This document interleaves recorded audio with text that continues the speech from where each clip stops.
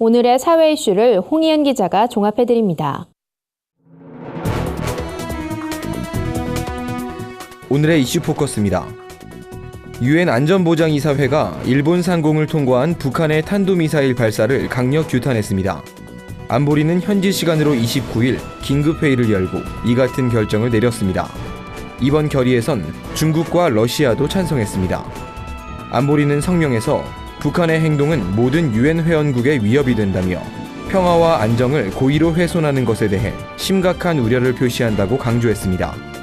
이어 북한은 긴장을 낮추기 위해 즉각 행동을 취해야 한다며 유엔 회원국들은 안보리의 대북 제재 결의를 이행하는 것이 매우 중요하다고 밝혔습니다. 문재인 대통령은 아베 신조 일본 총리와 전화 통화를 갖고 도발을 거듭하는 북한에 대한 압력을 극한까지 높여야 한다는데 인식을 같이 했습니다. 문 대통령은 특히 지금은 제재와 압박을 높여야 할 때라며 실제적 대북 제재 방안을 위해 노력해야 한다는 뜻을 전했습니다. 양국 정상은 이번 위기에 대해 유례없는 공조를 이루고 있다는 점을 높이 평가하며 앞으로도 지금과 같이 즉각 연락하며 공동 대응 방안을 모색하기로 했습니다. 국방부가 최근 사드 반대 주민 대표들에게 발사대 추가 배치를 이해해달란 편지를 보낸 것으로 나타났습니다.